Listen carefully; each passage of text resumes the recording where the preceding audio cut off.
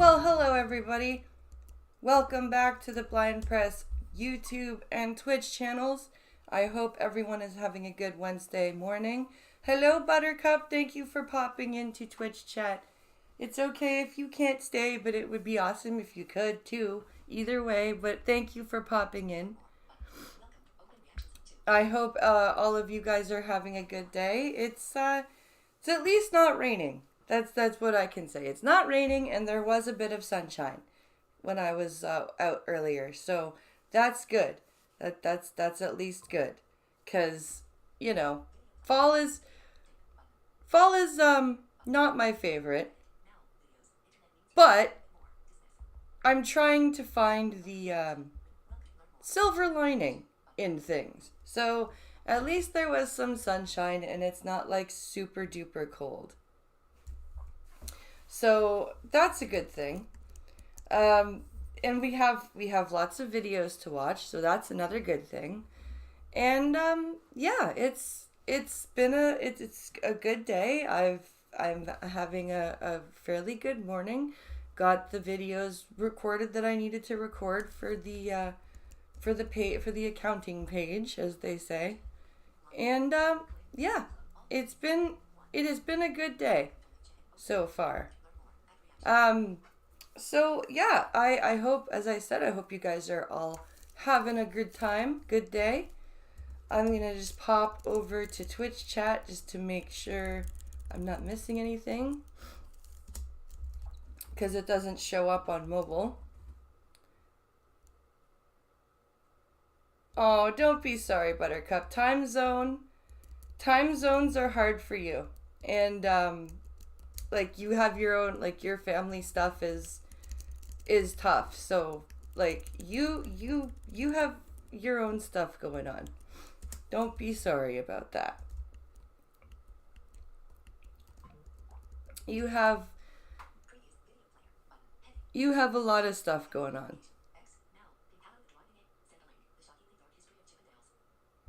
Wait, what? Oh, another link. Un otra link. Why don't I grab that now before I put the screen on live screen? That's what I'll do. I will go grab it now.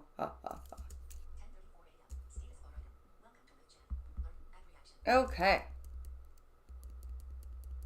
So we just finished last night, The Fall of the House of Usher. That was a really good miniseries. That was a very, very, very good miniseries. When you think of Chippendales... Oh, I fucking ruined it. Stupid thing.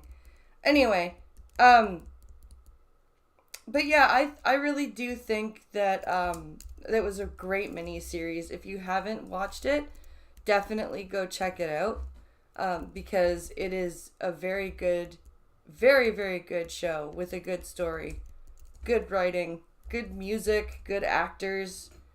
Just, yeah, there's all over a good show. Well, let's start with this one that we just opened. The Shockingly Dark History of Chippendales. And I think this is from Weird History. And I like Weird History. They're a good channel. They're a fun channel. I like them. I also like the narrator.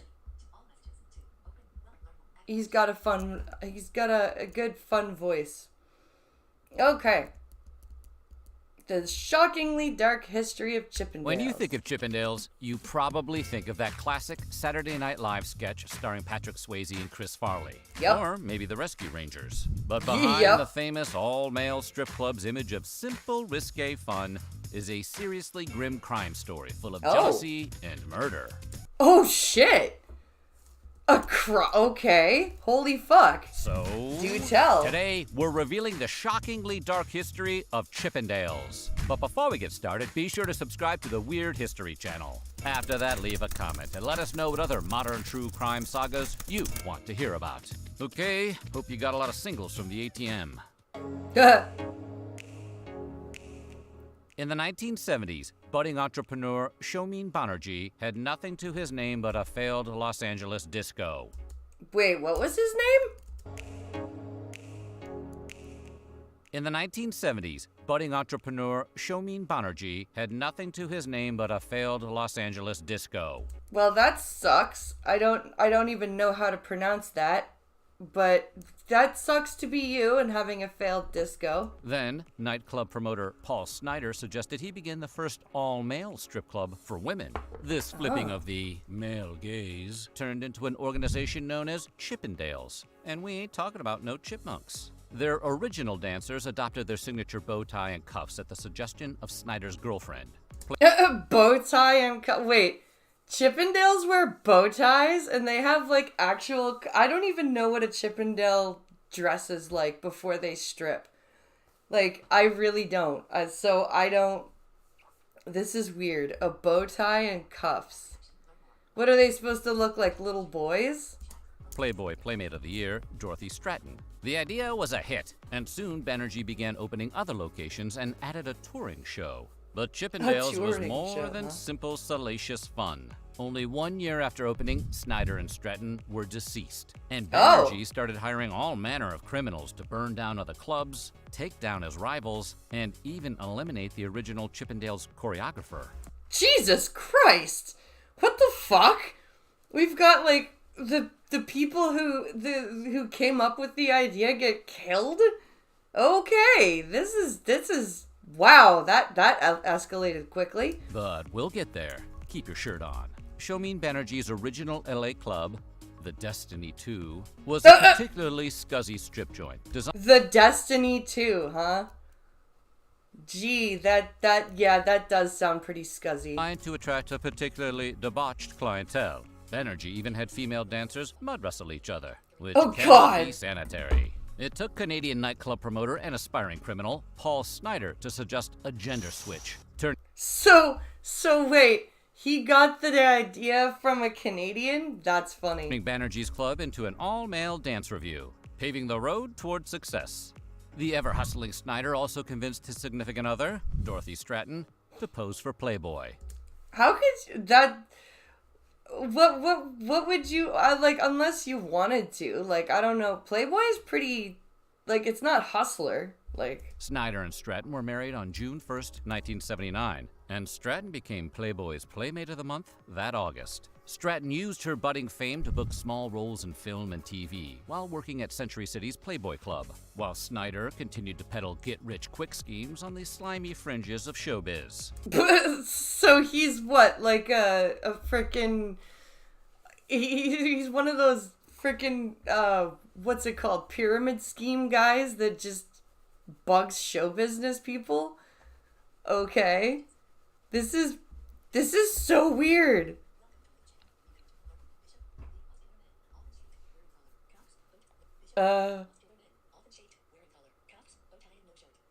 Collar, cuffs, bow tie, no shirt, leather pants with Velcro to take them off quick.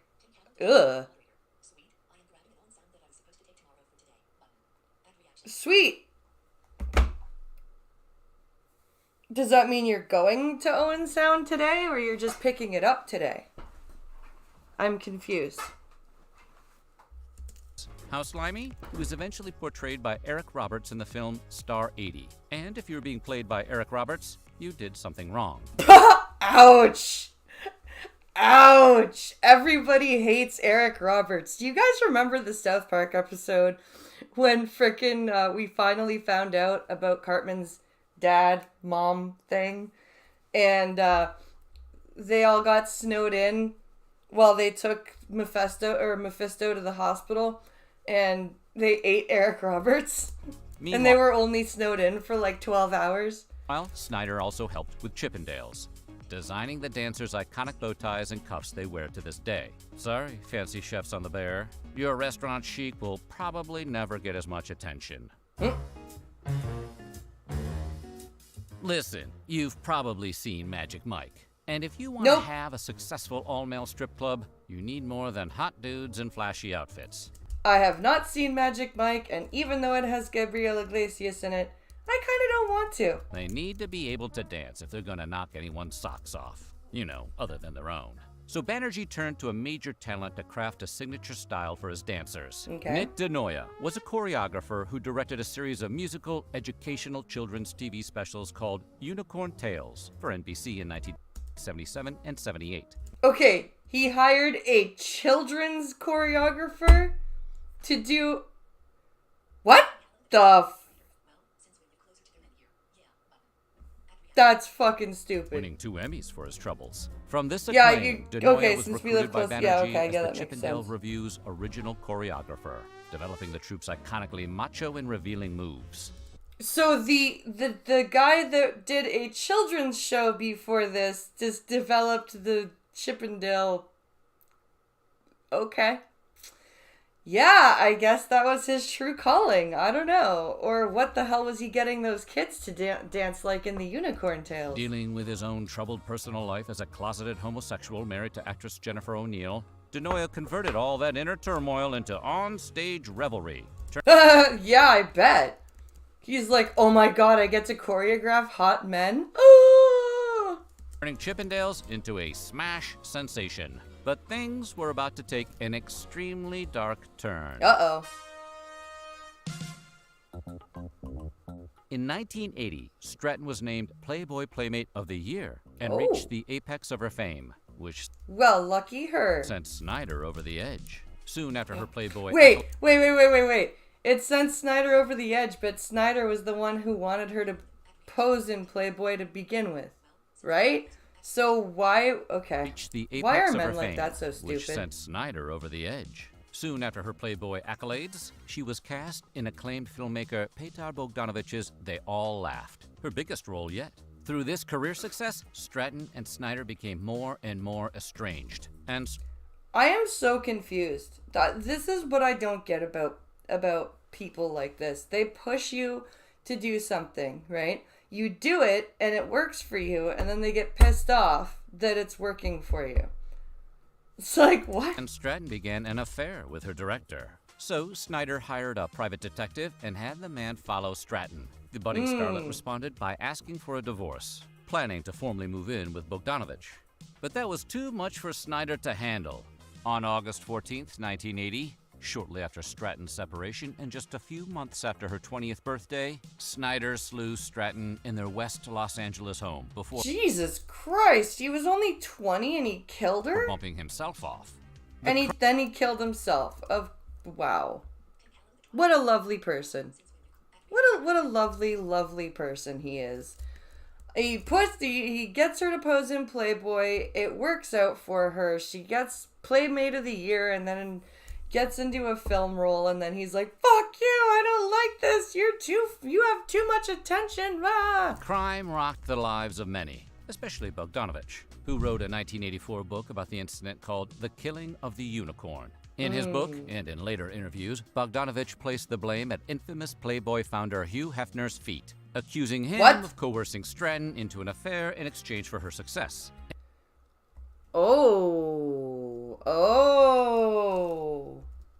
Okay. And arguing that Bogdanovich placed the blame at infamous Playboy founder Hugh Hefner's feet, accusing him of coercing Stratton into an affair in exchange for her success, and arguing that Hefner's banning of Snyder at the Playboy Mansion was the final straw that triggered the vicious crime.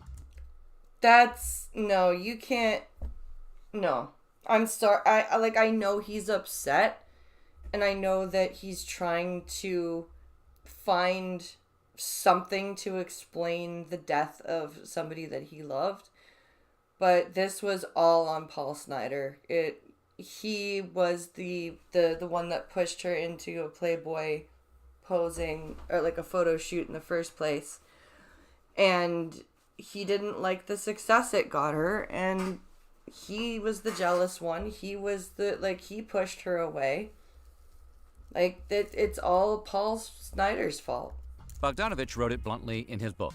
More and more women, as well as a sizable body of men, are finding the Playboy philosophy at the core of many evils in our society. Dang, Pete. As for Hefner, he released a somber press release after Stratton's death, expressing his sadness over the senseless tragedy and lamenting the fact that Stratton's life had been cut short, just as both her life and career were getting started. Oh, yes, I'm sure that you were very upset about her life and her career, Hefner. Not what she could bring you in money. No, it wasn't that at all. It was all about her life and being cut short, as well as her career. Hefner later responded to Bogdanovich's book directly. In 1985, he suffered a stroke at age 58 and blamed the filmmaker for his affliction. Hefner spokesperson Dan Rogers stated that the stroke resulted from stress developed over the last year in reaction to the pathological book written by Peter Bogdanovich. This is glitched vision. I have this problem a lot. I either am awake, or I'm either awake when I need to not be awake, or I'm like feeling exceedingly tired when I need to be awake. It's very frustrating. Bogdanovich responded to this accusation, saying he was sorry if making him face it had something to do with making him sick, but that he felt a lot worse for the human cost paid by all women who don't issue press releases. Dang, Pete. But the chaos surrounding Chippendales was just getting started. This Bogdanovich guy is angry. Holy fuck. By the 1980s, choreographer Nick DeNoia had moved to New York City to open an East Coast Chippendales location, but he wouldn't live to see the franchise's expansion. Oh, no. In 1987, a hitman, posing as a messenger, walked directly into DeNoia's office in the middle of the day and fatally shot him. A fucking hitman? Who in the fuck? What the? A hitman over to a dance choreographer. Okay. Why? Chippendales dancers immediately suspected Banerjee. Candace Mayron, a former associate producer of Chippendales, said in 2022 that it's been 34 years and it still is acute. And when Mayron told the dancers of DeNoia's passing, one wanted to run out of the room in his G-string and get revenge on Banerjee right then and there. Oh my god. Oh my god. I just picture this like naked guy all pissed off. Just wearing a G-string, just, I'm gonna go kill that fucker. Everyone's like, dude, you don't have clothes on. No, don't. And Mayron, for her part, said there was no doubt in her mind that Banerjee was responsible. And Banerjee did indeed confess to the action when he pled guilty to charges brought by the United States District Attorney. Oh shit. Well then. I guess he was willing to cop to it. So he had this guy killed. Why would you hire somebody and then have them killed? Because of this crime's combination with Banerjee's other usage of hitmen and arsonists, the U.S. government hit him under the Racketeering Influence and Corrupt Organizations Act, or the RICO Act, as the Dark Knight might have taught you. Yes, the Dark Knight taught us about the RICO Act. This is typically reserved for long-gestating organized crime. The official legal documents describe the hit as intending to help enhance the business of Chippendales, or to gain revenge from persons who had caused injury to the business. And you thought the characters on Succession were ruthless.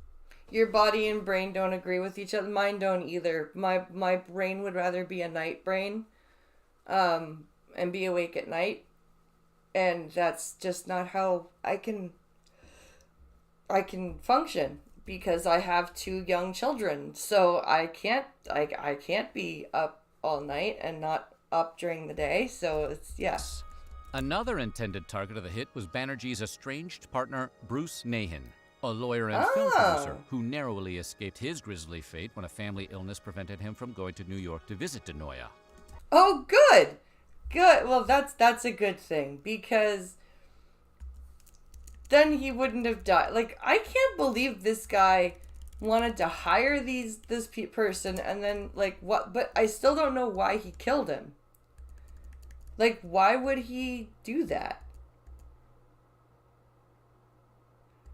So far, so good. Quiet afternoon. Oh, good. I'm glad. But, I mean, like, why go through the trouble and cost of hiring a choreographer and then pay to have him killed?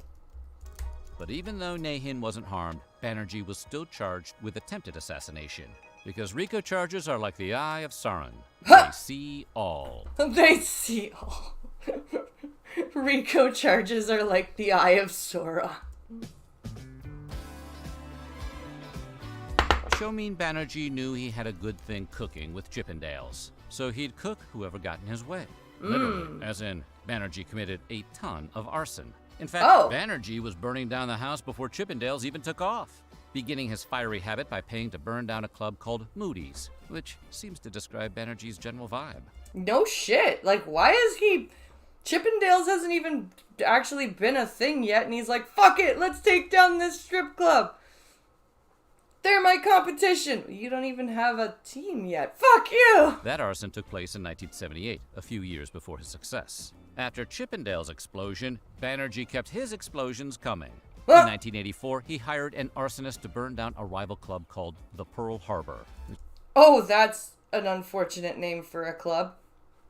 And also for the destruction of it. So he's hiring arsonists, so he's not actually committing the arson himself. Which is too bitterly ironic to even reckon with. Then, like any good exotic dancer, Banerjee turned up the heat, graduating from hiring arsonists to hiring hitmen. He was particularly protective of his all-male dancers hook, and when former Chippendales employee Reed Scott joined the ranks of another all-male dance club called Adonis, Banerjee wanted to get mad and even. So, this was all over a dancer leaving his troupe and joining a different troupe? Banerjee hired hitmen for $8,000. That's insane. To eliminate 3 key Adonis leaders. Holy shit! He paid to have 3 of the competition people killed. Just because a dancer... Oh my god. Just because a dancer left and joined their troupe. Including the club's choreographer and the so-called traitor, Scott. Lynn Bressler, one of the hitmen, met Banerjee at an expensive LA home to receive a canvas bag marked with a skull and crossbones. Lovely. Oh, very subtle. The bag contained enough cyanide to take out 2,300 people, just in case the hired hands felt like wiping out a small town on their way to Adonis. Right? Like, we've just got a whole bunch of cyanide. What are we gonna do with it? Let's give it to all these people. The gnarly gig was supposed to happen in Blackpool, England. But before Bressler and his crew made their way across the pond, he ratted out Banerjee and confessed to American authorities. Good. He's probably like, I can't go through with this. I can't take all this cyanide with me. I can't kill all these people. Sayonara, cyanide. Banerjee was officially charged by federal prosecutors in 1994 and was denied bail because a witness testified that he would hire a private pilot and pay them $25,000 to fly him to India without a passport. Oh, well, yeah, that would be a reason to keep him without bail. Where he'd get a new wife and kids. Once again, very subtle. I need a new wife and kids. Let's go to India in a private plane. Without passport or anything. Let's just sneak out of the country and into the other one and get a wife and kids and then sneak back. After spending months in prison, no one will Banerjee notice. arranged a plea bargain with a federal court, pleading guilty to all charges. He was expected to receive a prison sentence of 26 years. But at 4 a.m. the morning of his sentencing hearing, he was found having taken his own life in his jail cell at age 48. Called it. Coward. Even if you take away all the many, many crimes, the culture at Chippendales made Magic Mike look ordinary, and the Wolf of Wall Street looked defanged. Before all the arson and violence, Banerjee packed his club to the gills, getting slapped with tons of federal citations for violating overcrowding laws. Oh, so he just did not care. He gave no fucks. He was gonna overcrowd his club. He was gonna kill people that got in his way. He was gonna burn down things. This guy gave no fucks. No fucks at all. In fact, an inspector from the fire department said that Chippendales was the most extreme violator he had seen in years. Oh, and wow. that the owner severely endangered patrons with blocked exits. Hey, when you're hot, you're hot. On one night, the establishment was stuffed with more people than bills in a G-string. Yeah. Cramming 435 people into a nightclub with a maximum occupancy of 299. God damn. So that's 136 people more than it should have. And when you multiply that by the number of six-packs, that is a dangerous number of abs. The early dancers at Chippendales were aware of the unorthodox vibes, believing wholeheartedly the club would shut down quickly. Men were rarely allowed to patronize the club.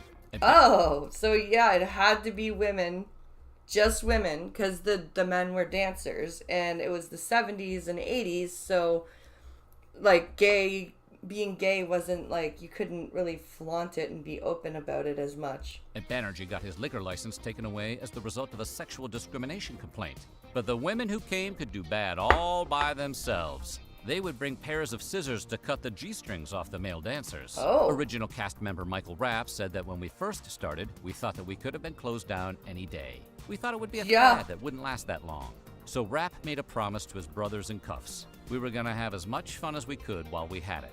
And it looks like that fun at all costs mantra continues to be shared by the club's dancers today. Dancer Terry Lenley was on a Chippendales tour in Belgium when a bomb threat was called into the theater. The show was canceled and the dancers were forced to evacuate back onto their tour bus. But That then, sucks. the fans and ticket holders, whose appetite for muscular choreography remained unsated, surrounded the bus and cheered. Oh, I think I remember this. I think I remember hearing about this in the news. What did Lenley and his gentlemen dancers do? They climbed to the roof of the bus and danced for their patrons. Because even among bomb threats, revenge-fueled fires, and the most vicious crimes ever committed, a scantily clad show must go on. Yep. So what do you think? What was the most unbelievable part of the Chippendales story? Let us know in the comments below, and while you're at it, check out some of these other videos from our weird history. When you think of that was really interesting. I like these weird history things. This is pretty cool. Wait, what? I hear the Pearl Harbor. I know what kind of gay bar it is. All the sailors go down at the Pearl Harbor. Oh God, honey.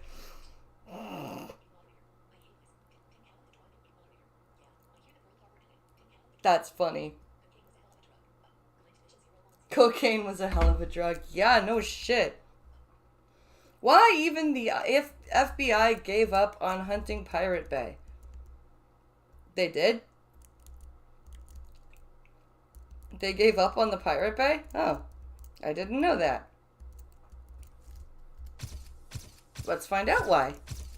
The major motion picture studios lost an estimated $6.1 billion. USAs regering hotade Sverige med handelssanktioner om inte fildelningssajter som The Pirate Bay. Det handlar egentligen inte om juridik imorgon, det handlar om politik i första hand. Jag kan med glädje idag meddela att The Pirate Bay är uppe igen. In your face.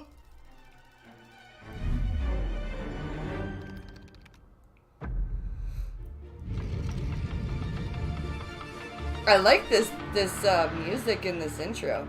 It was well worth doing prison time for the Pirate Bay. This was the final battle cry of a Pirate Bay co-founder Frederick Nage, after getting raided by the police multiple times, being fined 46 million kroner, and being thrown in prison alongside some of the most vile people on Earth. Wow, he got put into one of the big bad prisons. Holy shit.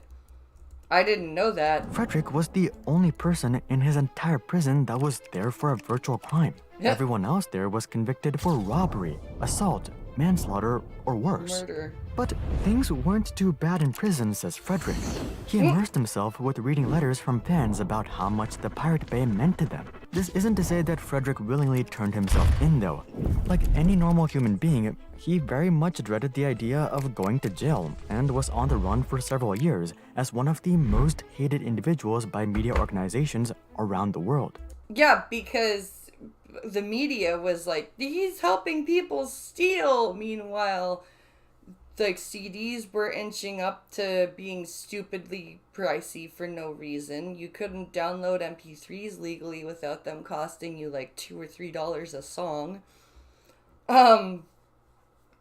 And then, like, so people were sick of it because the bands, like, fucking all the way back to Napster, you would have bands like Metallica say, you know, this takes money out of our pockets. Meanwhile, you go to their concerts and their certified merch is like stupidly expensive. And you're gonna tell me that you're not getting a cut of that shit? Like, why would you allow it to be sold if you weren't? Like, that's retarded. So, like, none of it makes any sense. So of course people were cheering for the Pirate Bay. But eventually, the law did catch up with him, putting him behind bars. But this only strengthened Frederick's personal conviction, as the letters reminded him of why he did everything in the first place. Unlike other piracy website creators, Frederick wasn't trying to make money or get rich or screw over big companies. He had founded the Pirate Bay out of principle. The idea that information, culture, and the knowledge should be shared freely around the world without the interference of corporate greed. Because it should. It should be shared freely. Like information, culture, and all that should be shared freely.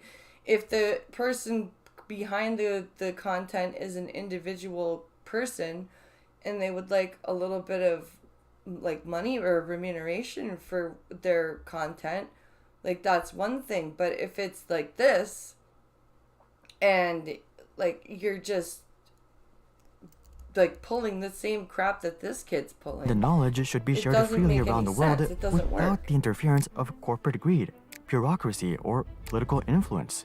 In fact, Frederick had been fighting for this cause long before he co-founded the Pirate Bay or gained any sort of notoriety. Before his Pirate Bay days, Frederick was part of a Swedish anti-copyright group that went around the world engaging in piracy debates and giving lectures about the right to information. Now, this is where it gets tricky because I still do believe in copyright, right? I do believe that if you are an individual or even a small business that doesn't have like tons of employees, right? Those are different than a major corporation, and they should be treated differently. I believe. This is where Frederick met the other founders, Gottfried Swartham and Peter Sund. And together, they would go on to create one of the most controversial, yet legendary sites of all time. So here's how the Pirate Bay went from being an ideological effort to becoming an international icon, despite police raids, jail time, and the efforts of the media industry at large. It had to be word of mouth because that's how I heard of Pirate Bay. And it also had to be ease of use because even back in 2008, 2009 days of using Windows and JAWS, it was still usable for me. I didn't have to ask for help.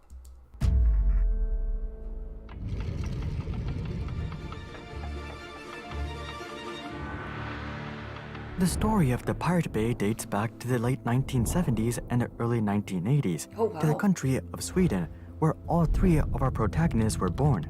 Not much is known about any of the founders' childhoods, but from what we do know, it wasn't anything to brag about. Frederick was the oldest of the bunch, having been born on April 27, 1978, in the city of Jönköping, Sweden.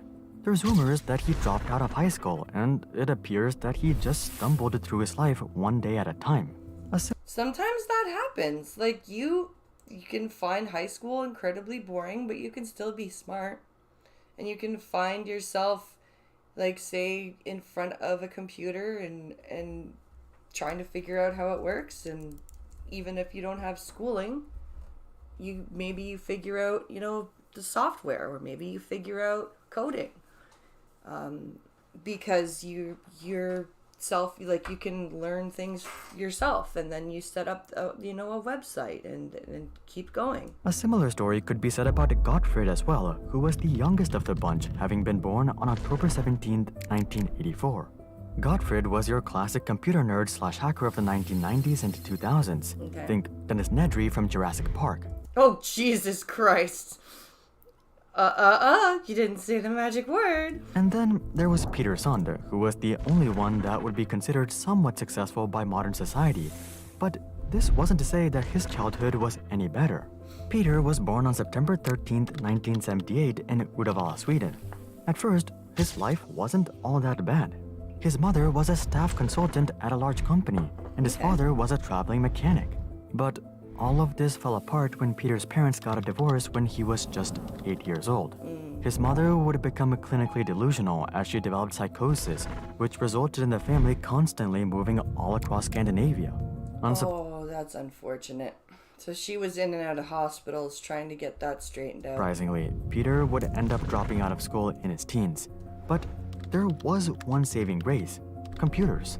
Computers were Peter's one and only escape from his harsh reality, and this led to him becoming quite a skilled programmer. Ironically, if he had this same childhood in modern times, it's likely that he would have become a lifeless social media addict like myself. Well, but see, here's the thing.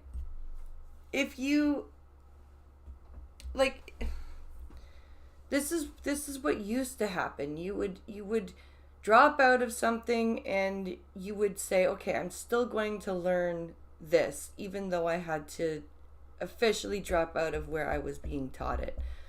Now it's just like, oh well, I had to drop out of school. I guess I'm gonna stay in bed all day and not do anything. Like, that is the mindset now. If they are in a situation where they have to drop out, say they're the only one that's around that's able-bodied, your parent got injured or is, very sick, and you have other people to take care of. What if you have those exigent circumstances? But what if you are still a very smart person, and you, because these guys clearly seemed to be intelligent. They just didn't have the ability to finish school. Anyways, things were different back then. The people spending all of their time on computers weren't endlessly scrolling through TikTok. Yeah. They were enthusiasts learning how to code and hack systems, and this would catch the attention of German technology company Siemens. Siemens is the people behind many of the IT systems used at hospitals. Oh, I didn't know that. I've never heard of that company. And they would hire Peter to upgrade their patient registration system from being fingerprint-based to being retinal-based. It seemed like a pretty good gig at first glance, but Peter could not stand it at Siemens after he joined. He would discover that his development efforts were being used to identify and deport illegal immigrants, leading them to do unthinkable things. Here's a question. If there are things like retinal scans, how does somebody like me get past it? Because I don't have retina in one eye and I don't have an eye in the other eye socket. So how would I get past a retinal scanner? You see, many of these immigrants would burn their fingers on kitchen stoves before visiting the hospital to avoid being identified. This was actually one of the main reasons that Siemens wanted to switch to a retinal system. Yes, they are. All the songs, basically all the discographies that you and I have, honey, that except for the Nickelback discography that I have, is all fucking Pirate Bay, because I ripped the Nickelback stuff before my CDs got stolen.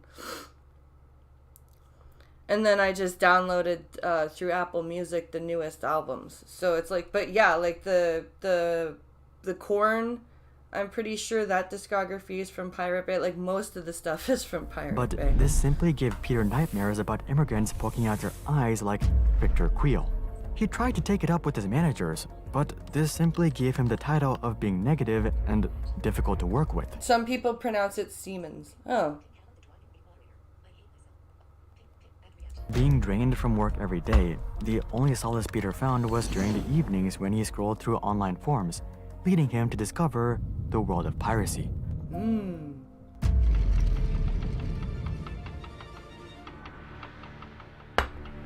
Peter's privacy journey started with him swapping music and movies on invite-only servers, which led him to meeting fellow scallywag Frederick Nage. Frederick introduced Peter to the file-sharing movement and to the newly founded anti-copyright organization Piratbyrån, or the Pirate Bureau. Piratbyrån. So file sharing, yeah, that was where BitTorrenting came in, right? Was founded on August 1st, 2003, by a bunch of societal outcasts just like Peter, Frederick, and Gottfried. Their goal was to make information available to people of all backgrounds and stature, and to promote free speech above everything else. Not saying I agree with how they went about doing this, but honestly, it does seem like their intentions were way more pure than most of the people who actually control the world today. Well, yeah, but, those people have more power, so... With this idea in mind, the group got to work. Some members tried opposing pro-copyright lobbyist groups. Others traveled the world and gave lectures on radio and TV. Our trio decided to create a website. This was specifically Frederick's idea.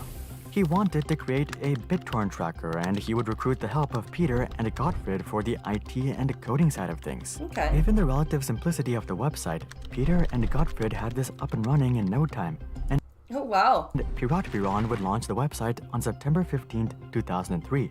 This was actually just one of many websites that this trio launched. Moving into 2004, Frederick and Gottfried would create a full-on internet service provider and a web hosting company called PRQ. Oh, wow. That I didn't know they actually made a frickin' ISP. Don't be fooled though, this was no AT&T. With PRQ, Frederick and Gottfried looked to give an online voice to anyone and everyone, regardless of what they stood for or did.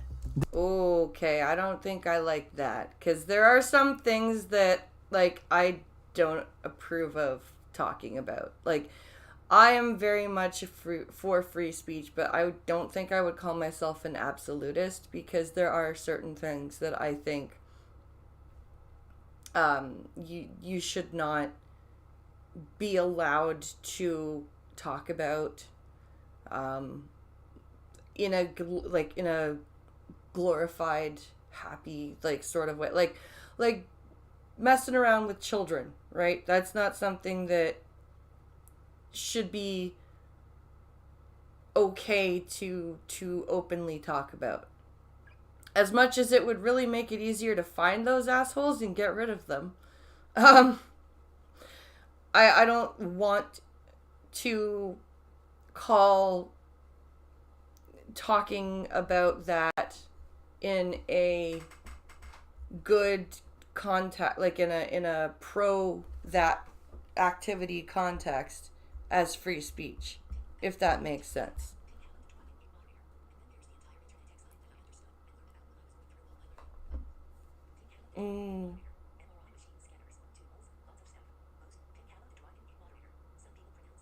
MRI tools or machines. Oh!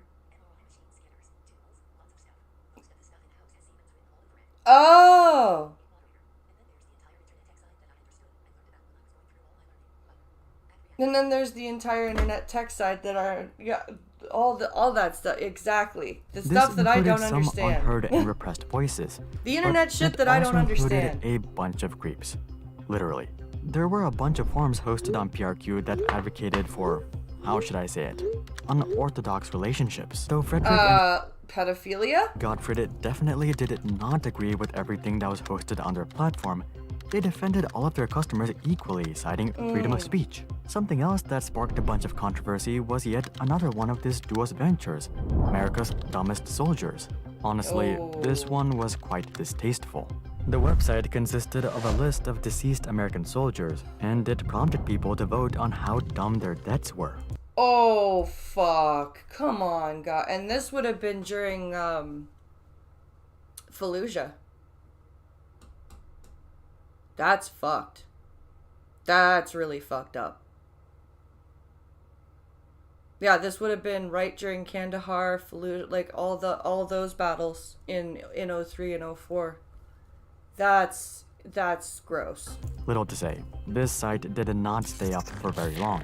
While these Good. other ventures definitely caused a scene by themselves, it turned out that the trio's original venture would have the greatest sticking power. And luckily for them, it was pretty cheap to run. After all, the Pirate Bay didn't actually have any file hosting or server-to-client downloading abilities built in. The site simply connected people with a library of links, and all the downloading took place using peer-to-peer protocols. So the trio just had to ensure that they had enough server capacity to handle all of the search volume, indexing, sorting, and filtering. Yeah, because that's all it needed to do. Like, as long as you have it set up like that, you can just navigate through your library of links and find the best But one. to their surprise, it didn't take long for this itself to become unmanageable. Too many links. As the Pirate Bay exploded in popularity, it became abundantly clear that this could no longer be treated as a side project. Nope. So, in October of 2004, the trio would transition the site into being a standalone nonprofit based in Seychelles, though this is disputed. If you also have no idea what this place is, you're not alone.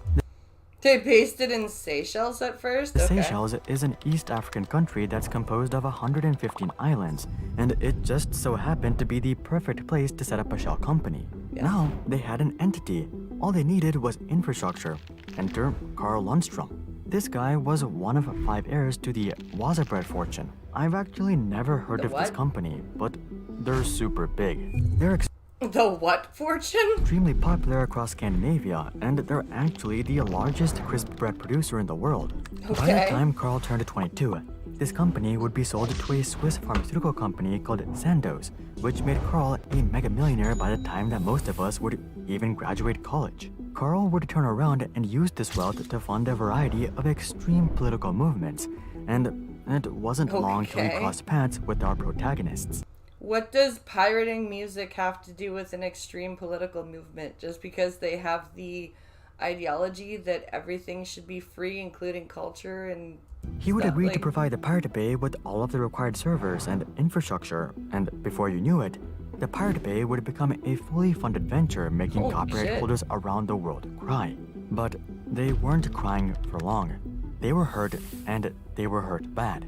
Hollywood claims that in 2006 alone, piracy cost them $6.1 billion. And the biggest culprit enabling this asinine behavior was the Swedish site that was just one Google search away, the Pirate Bay. Naturally, Hollywood wanted revenge. They wanted justice. So they marched over to the Swedish authorities and demanded that the Pirate Bay be taken down as soon as possible. Okay, so this is why we start seeing this war. Because we would have the Pirate Bay taken down sometimes, and then it would be up again within like 12 hours, and then it would be taken down another couple days later, and then it would be up again in like 2 hours in a different spot. And it's like, fuck, just. This was met with a chuckle from Sweden. I'm not even kidding. You see, Sweden is surprisingly chill about copyright and patents. In fact, Really? they have a full-on political party called the Pirate Party, whose entire focus is to reform copyright law. The Hollywood Pirate was Party. gobsmacked, and they would take their grievances to the good old US of A. Surely, their hundreds of millions of lobbying dollars would actually earn them some respect from the American authorities. And they were right. The US would turn around and go, "Yo, Sweden, you better shut down those mischievous rascals you got there." Yeah. Yeah, the US was probably not at all happy with what was going on with they're like, Sweden, what's going on with these people with the websites and shit? And you not listening to your own people. You don't want us to bring out the stick and impose trade sanctions through the World Trade Organization, right?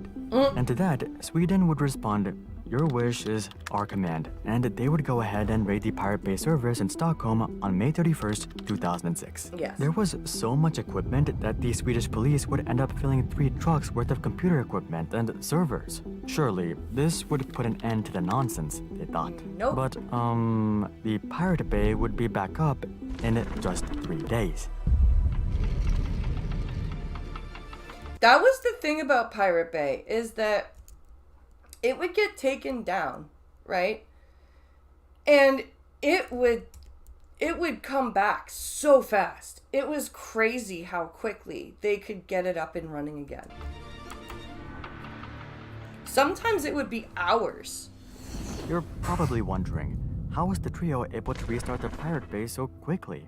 Well, the answer is that the Pirate Bay is nothing. It's really just a massive Excel sheet with a bunch of links. In fact, the entirety of the Pirate Bay can be compressed into a 90 megabyte zip file. So they didn't have to maintain massive convoluted code bases and repositories or enterprise resource planning software. All of the servers and equipment were simply there to support the extraordinary traffic. So as soon as they were able to find new infrastructure, they were able to upload their tiny zip file and go live in no time. What? This time, they chose to put their Oh, servers in a so more... they had a zip All of the file. servers and equipment were simply there That's to how. support the enterprise Sorry. resource planning software. All of the servers and equipment were simply there to support the extraordinary traffic. So as soon as they were able to find new infrastructure, they were able to upload their tiny zip file and go live in no time. Okay, so they had everything on a file, and they didn't need to go to. Okay, I understand now. This time, they chose to put their servers in a more discreet location somewhere in the Netherlands, so that the police couldn't just turn around and raid them again. That makes sense. If you're going to be doing a pirate type of website, you might want to hide your servers. Hollywood was triggered. Not only was the Pirate Bay back up and running, but the police raid had simply drawn even more attention to the website. Clearly, Hollywood didn't have much power in Sweden, so they turned their focus to American companies. They might not be able to shut down the Pirate Bay, but maybe they could prevent you from accessing it? They started working with Google, Facebook, Microsoft, and ISPs to suppress the sharing and searching of Pirate Bay links. But this only made things worse. Here's the thing. You have power in Sweden, so they turned their focus to American companies. Hollywood didn't have much power in Sweden, so they turned their focus to American companies. They might not be able to shut down the Pirate Bay, but maybe they could prevent you from accessing it? They started working. Probably not, though, because if you've and I don't understand. I don't know how this stuff works, but they could probably use a VPN, no? Working with Google, Facebook, Microsoft, and ISPs to suppress the sharing and searching of Pirate Bay links.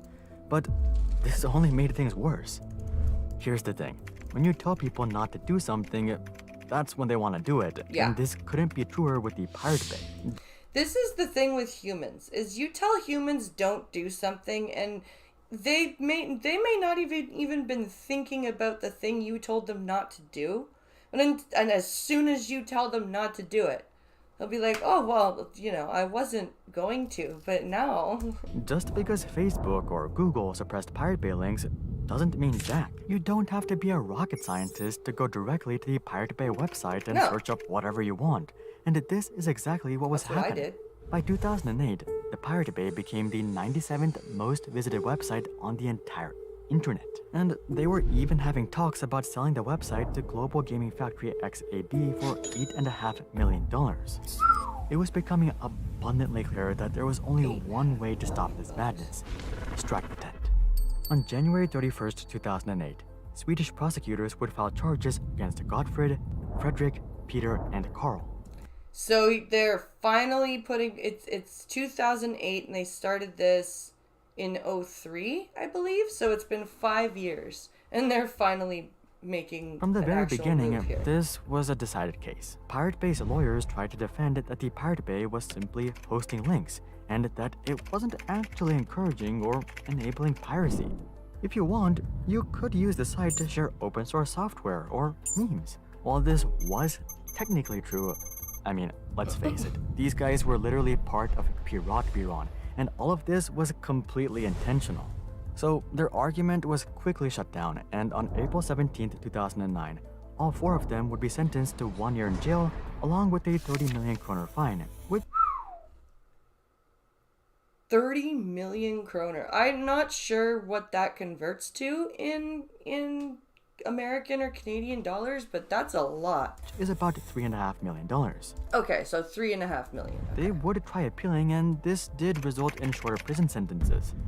Fredrik would go down to 10 months, Peter would go down to 8 months, and Carl would go down to 4 months. Okay, so from 2 years down to 10, 8, or 10, 6, and 2 months respectively. It's not bad. But the appeal also came with a larger fine of 46 million kroner or $6.5 million. The walls were closing in, and there was only one thing the trio could do: get on the run. Yeah.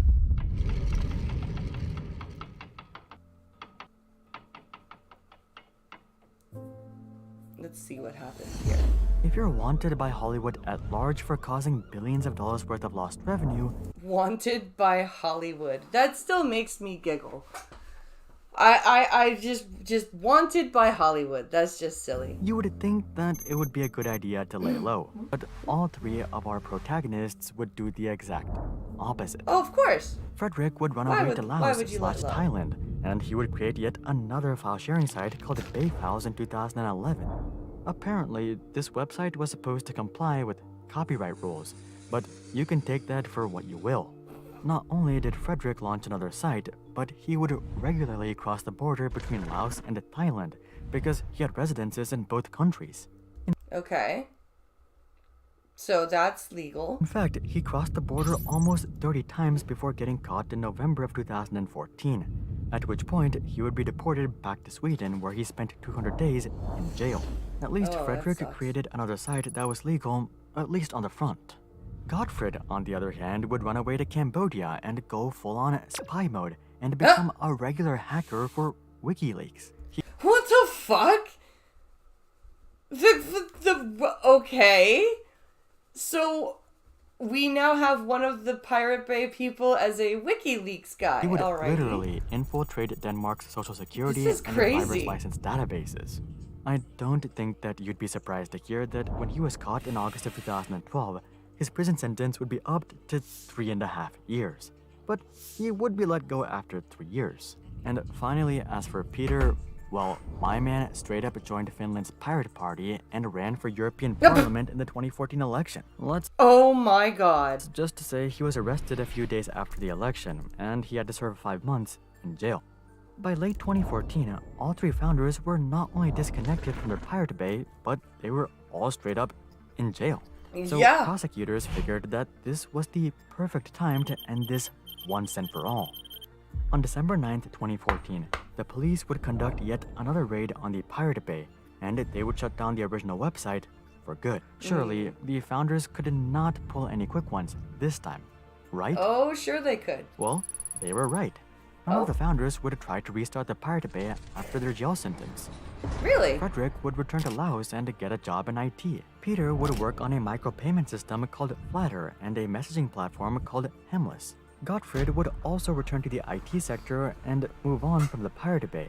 Yes, the Interesting. founders were done and out, but there were thousands of people wanting to carry on the legacy. Remember how we talked about it being really easy to store the entirety of the Pirate Bay? Well, it turns out that a lot of people had been regularly saving copies of the website. So whenever one version of the website is taken down, it's just Another a one matter of comes time back up. until another one pops up with a slightly different domain. That's actually pretty smart. At first, prosecutors tried taking down these websites one after another. But it quickly became evident that this was simply a waste of time, effort, and resources, because the legacy of the Pirate Bay was truly unstoppable.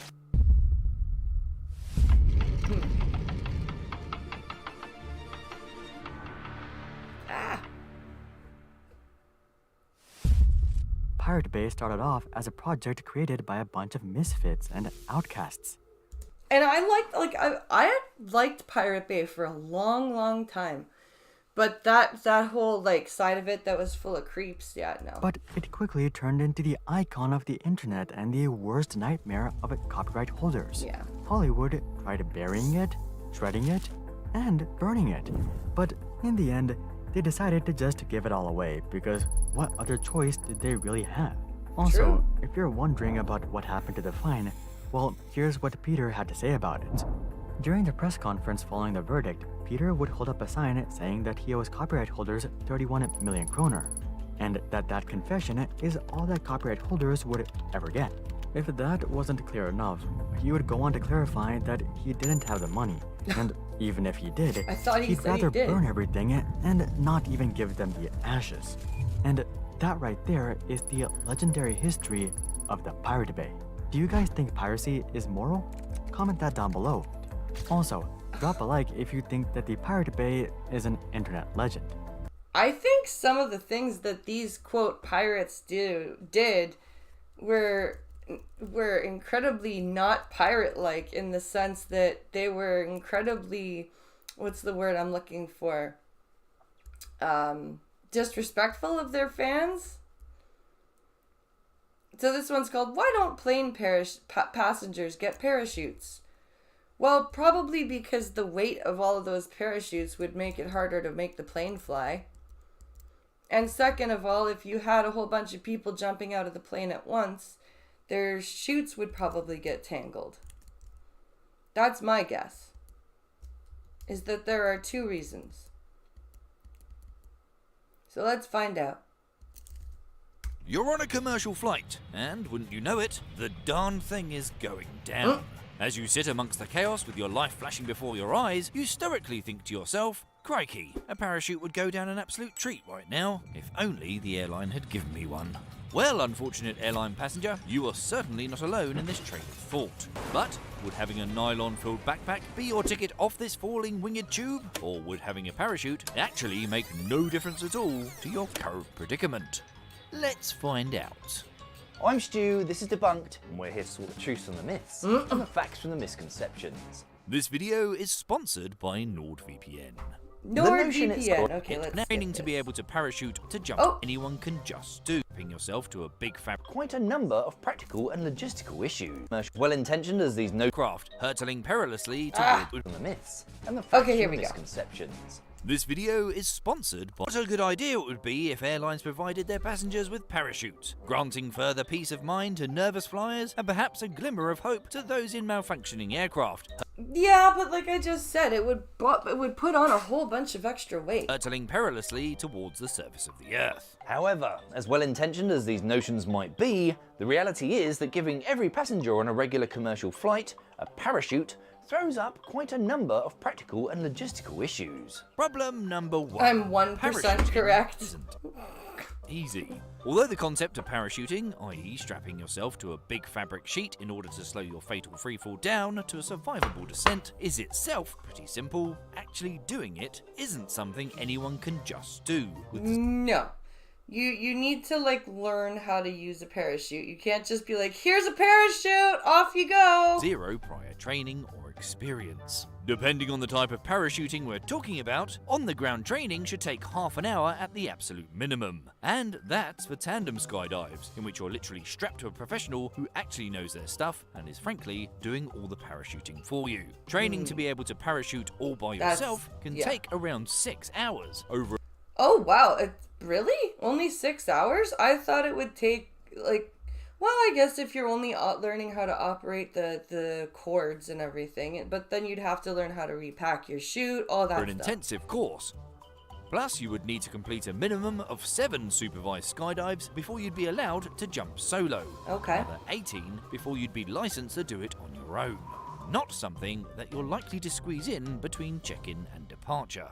No. Not that it would really matter anyway, because even if every passenger was fully trained to use a parachute, there are a number of significant differences between doing a regular skydive and parachuting out of a commercial airliner. Yeah. Wouldn't the airflow around the airliner be different versus a skydiving, like a helicopter or something? Because that's what you jump out of, right? When you go skydiving, am I correct? Isn't it usually like something like a small helicopter? Especially one that's currently in the process of crashing. Yeah. First of all, planes used for skydiving are considerably different to the enormous jetliners used in commercial air travel. For one thing, it's pretty unlikely that you'd even be able to make it outside to parachute away from your crashing plane anyway. Aside from the fact that the doors in commercial airplanes are physically locked prior to takeoff, they are also designed so the pressurized cabin effectively seals them shut. Yeah, you're basically in a pressurized can, so there's no way you're going to be able to open the door. Making them impossible to open while in the air. Unless the reason you're going down is that a massive hole has somehow appeared in the side of your plane, Yeah. or you just so happen to be the Incredible Hulk, getting outside is actually going to be extremely difficult in and of itself. The exits on skydiving planes, on the other hand, are designed specifically to allow for quick and efficient egress while up in the air. They are big and wide, and the doors usually slide right open. Some planes used for skydiving don't have doors at all. Oh, now, that most I of you didn't won't know. ever have to worry about the real-world situation of needing an emergency parachute, as over 99.99992% of flights make it safely to their travel destination. yeah, well, I've watched quite enough Mayday to see what happens when that fucking 0.2% doesn't work right. Where you can then sit back and relax and catch up on some of your favourite shows on your favourite streaming service. But wait, what's this disaster?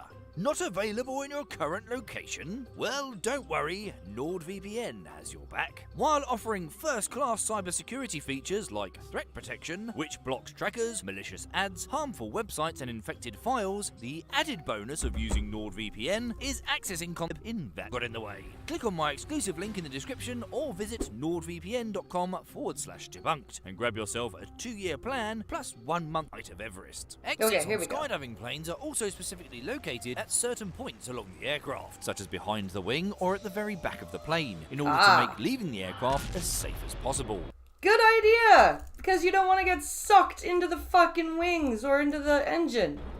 Not only that, in the interest of safety, skydiving planes are on average flying 95 miles or 150 kilometers per hour when their thrill-seeking passengers start flinging themselves into the atmosphere. Not so with big commercial planes. Considering the fact that commercial airliners usually travel at somewhere between 460 and 575 miles or 740 and 925 kilometers per hour, simply exiting the plane could cause serious injuries just from the force of entering the outside airflow.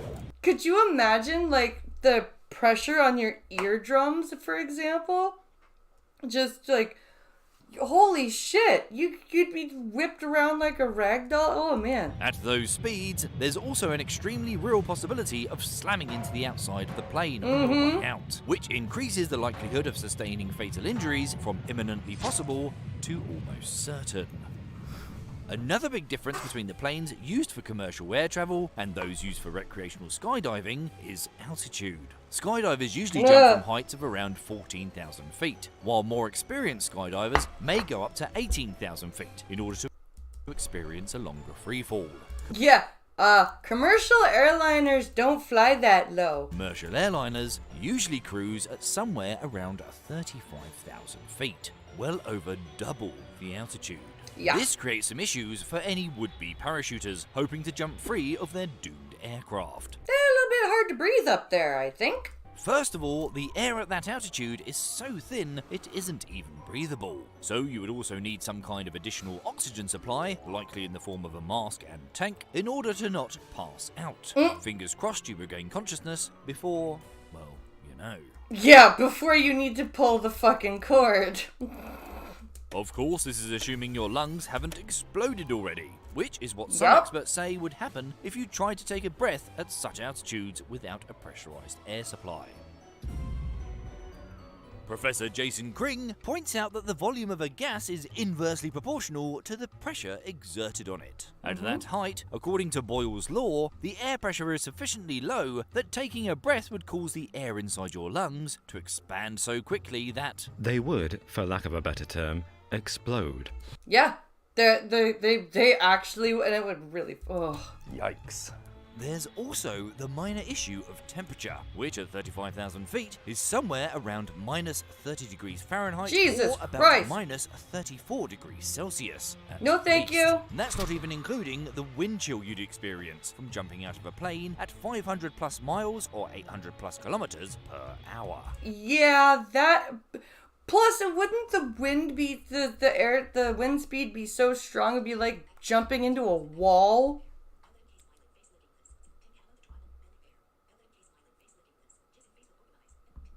Hey, Billy Bear.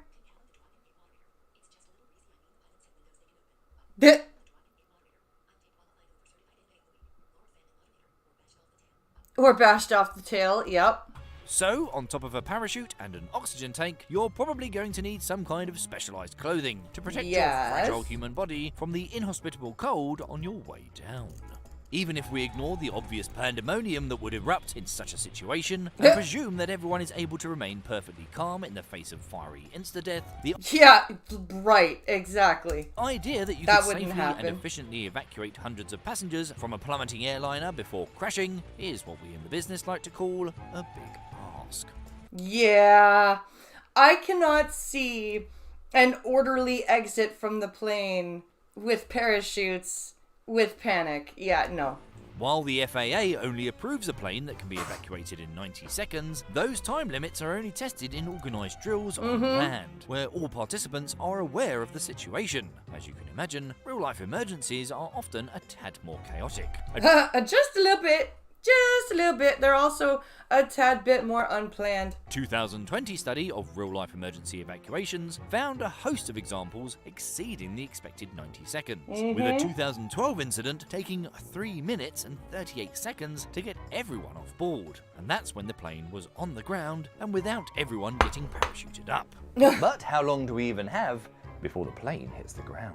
During the infamous Air France 447 crash in 2009, for example, the airliner practically fell out of the sky. Yeah, that one fell really fast. Falling 38,000 feet in 3 minutes. Even the most optimistic evacuation times wouldn't get everyone suited and booted and out of the door in time. Nope. By comparison, in 1983, the crew of Air Canada Flight 143 managed to keep their Boeing 767 in the air for a whopping 17 minutes after running out of fuel. They safely glided to an emergency landing, saving all passengers and crew on board. It's completely the opposite of what I told you last night about being in a ballast tank. Oh, God. You'd have been a fool to jump plane in that scenario. Last of all, we of course have to consider the sordid topic of coin.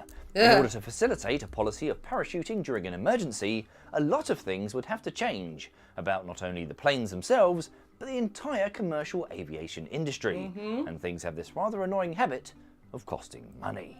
Parachutes, oxygen masks, and skydiving apparel aren't cheap, and to provide a full They're set also for heavy. every seat on a plane would cost a lot of moolah. Not to mention the likely cost of developing and redesigning a version of these that would be better suited to commercial air travel. They would And then there's redesigning a plane that could actually lift that extra weight. also take up a lot of space in the plane, which means less space for passengers, which means less money.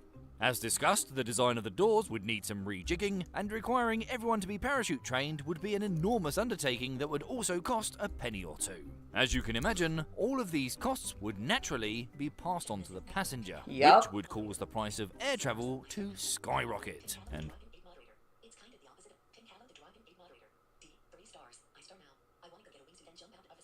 Damn it, now I want to go get a wingsuit and jump out of a 747. So yeah, on top of everything else that is practically and logistically problematic about parachutes on commercial airplanes, they're also financially unfeasible too. Yeah, this is just especially a bit. true considering the fact that in the last couple of decades, almost all fatal plane crashes, more than 90%, happened during takeoff and landing, when Oh. a parachute would be pretty much useless. To answer the original proposition, the reason why airlines don't provide passengers with parachutes is because it is, for many, many reasons, highly impractical, logistically mind-boggling, extremely expensive, and fundamentally unlikely to save enough lives to be worth doing in the first place. Yep, Thanks for watching, thank you to our Patreons, and we'll see you next time.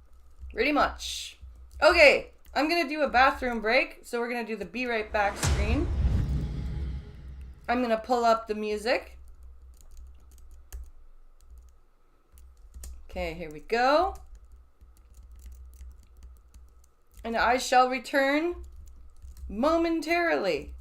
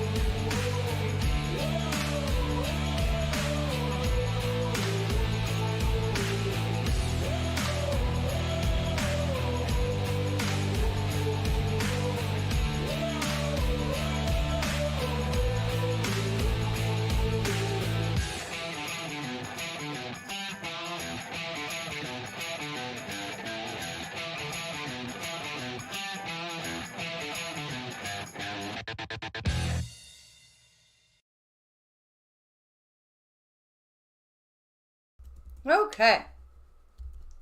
We are back. Let me go back over here. And... oops. I don't want to be over here. I want to be over here. Okay. Where are we? There might have been another race before humans. This is from Thoughty2. So let's take a look from this. Thoughty2 has some interesting videos. So let's see what he has to say here. Hey, 42 here. The Hey, advent Thoughty. of the internet has changed human society in many ways, both good and bad. On the plus side, sites like Wikipedia, Google, and YouTube have given us entirely new ways to learn. Online stores have revolutionized the way we shop. And social media has reminded us how important it is to make other people think that our lives are way better than they actually are. On the flip side, the internet has also provided a platform for basement gnomes to gather and share absolutely mental conspiracy theories. I love that. Basement gnomes.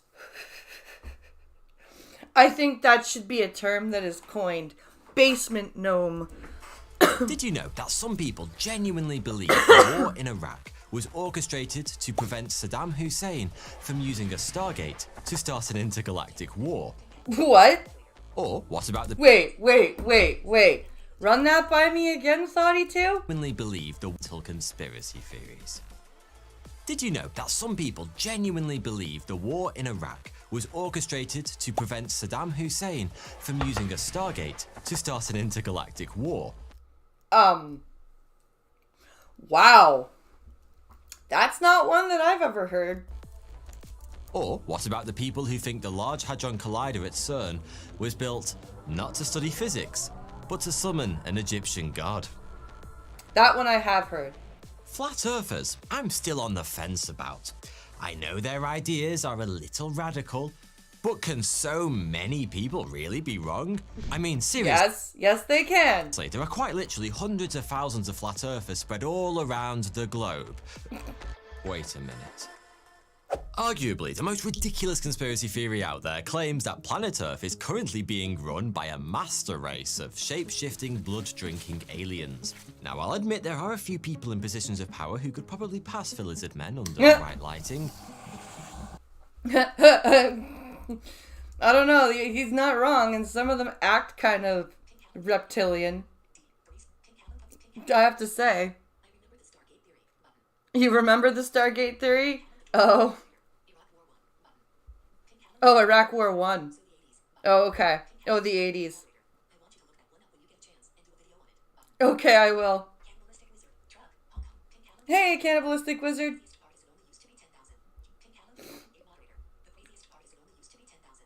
It used to be only 10,000. It only used to be tens of thousands of people. That's crazy. That is insane.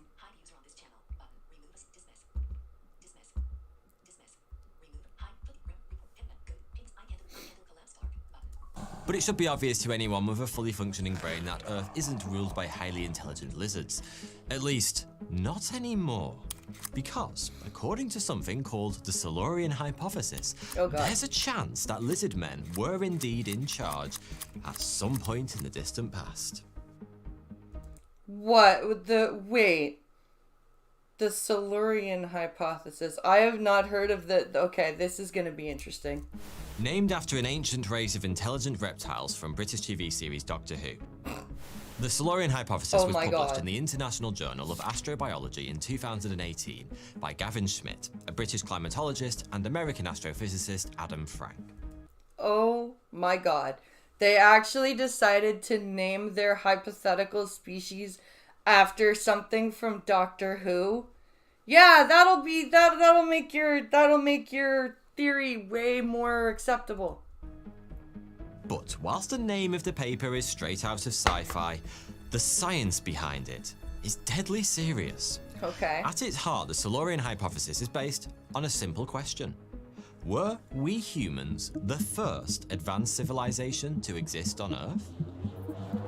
Well, now I know if you look at like fossil records and like archaeological records, I would say yes. First advanced civilization to exist on Earth? Now I know what you're thinking. Of course we bloody were.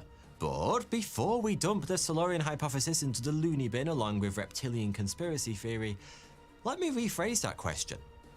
If there was an advanced civilization on Earth that died out millions of years ago, how would we know? And don't say because we would have found a dinosaur with a Nokia 3310 up its arse. Because we would have seen buildings. We would have seen, like, it doesn't have to be technological. Like, there would have been something, like writing something. And don't say because we would have found a dinosaur with a Nokia 3310 up its arse. Because, as it happens, there's a good chance we wouldn't. The Silurian hypothesis may be named after fictional lizard people, but this hypothetical ancient civilization could have been anything. Other hominids, ancient dolphins, squid people, even man-bear pig. Man-bear pig. Well, see, there were giant pigs called intelodontids, and they who knows? It might seem unlikely that human-like intelligence evolved millions of years before we did, but there's no reason it shouldn't have.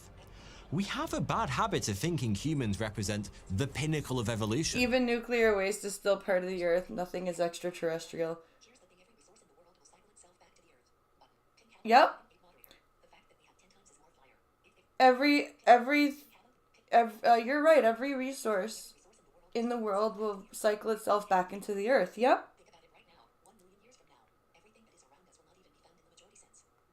That's true. Like in a million years, we're not gonna you're not gonna find our buildings and our all that shit. It's gonna be gone.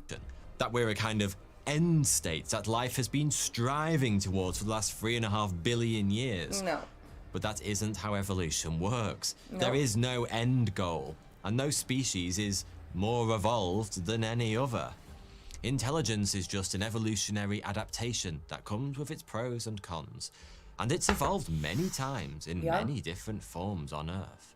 Given the right circumstances, there's no reason another highly intelligent species couldn't have evolved in the distant past. There's no, there are hypotheses that there are some dinosaurs that were incredibly intelligent that had and it wasn't like the raptors or anything like that. There were other hunting pack-like dinosaurs that seemed to be able to communicate with each other properly, like in a specific way. Yep. Fossilized dinosaurs do take many different variables to be created. You're right. According to Schmidt and Frank, there has been enough fossil fuel on Earth to power a civilization like our own since the aptly named Carboniferous period about 350 million years ago. Yeah. So, it's possible that another intelligent species evolved on Earth in the distant past. And if one did, it would have had enough fossil fuels on tap to build a world-spanning industrial civilization. That's Intuitively, true. you might be thinking that if that indeed did happen, we'd probably have noticed by now. But it turns out you can sweep an awful lot of history under a 350 million year old carpet. Yeah. We know about ancient civilizations like the Incas, Mayans, and Romans because of the artifacts they left behind. We can dig up their pottery and coins, or find traces of their long-lost settlements buried in the soil. But those are only a couple of thousand years old. That we're talking about millions of years. In some cases, we don't even need to dig because the evidence is just sitting around on the surface, like at Stonehenge or Machu Picchu. When viewed in the context of the length of a human life, Earth might seem like a fairly stable place. But on a geological timescale, things look very different. Mountains rise and fall. Volcanoes spew forth enough lava to bury entire continents. Oceans dry up or shift position. And the combined forces of the wind, rain, snow, and ice brutally scour every inch of the planet's surface.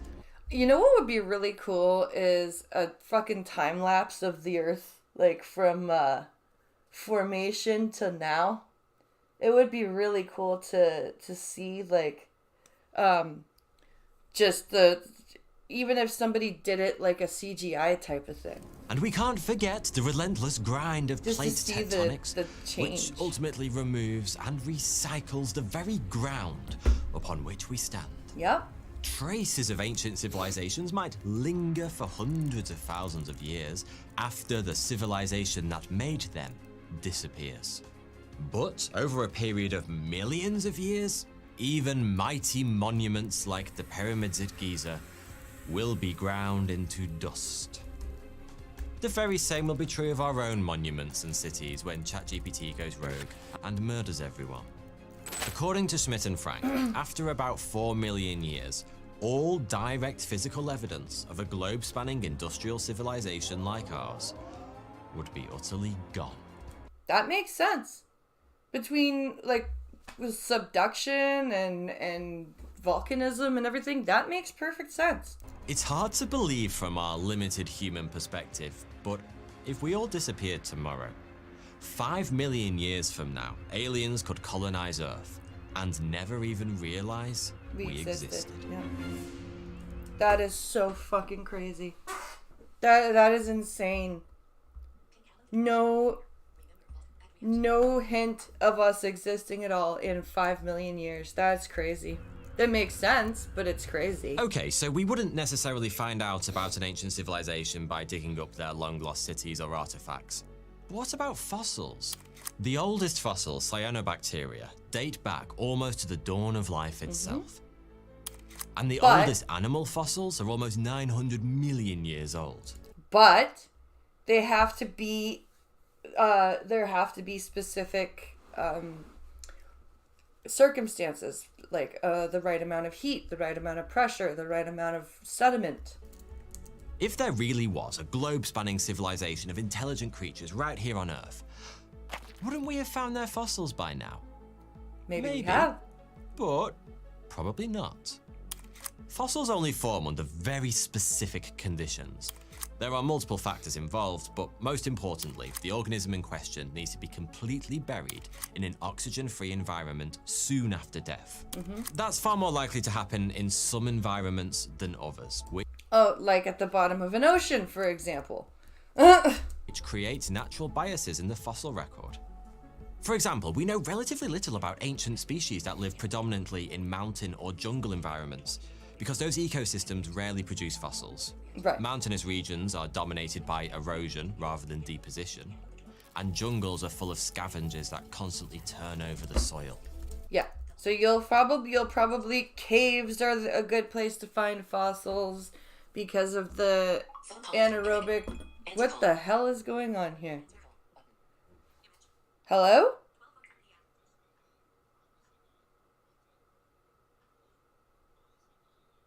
What?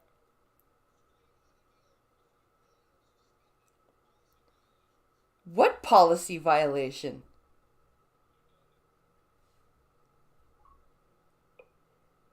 I've just been sitting here. Yeah, I know. And talking. Uh-huh. Why do I have a feeling that it's copyright bullshit? You got hit by a copyright. So what do I do? Just keep going. We'll figure it out in a second, but go offline and then go relive. It's the only office what I think. But let me check and see if there's any messages that popped in.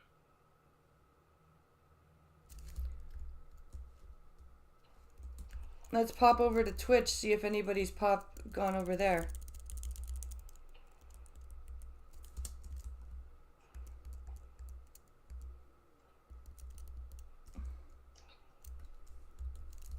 Live. Weird. It's like not even. It's not even coming up in the previous info. Weird.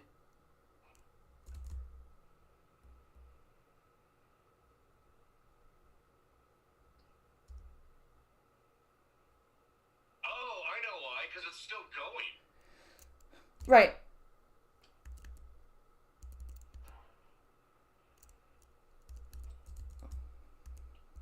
Yeah, it's still going.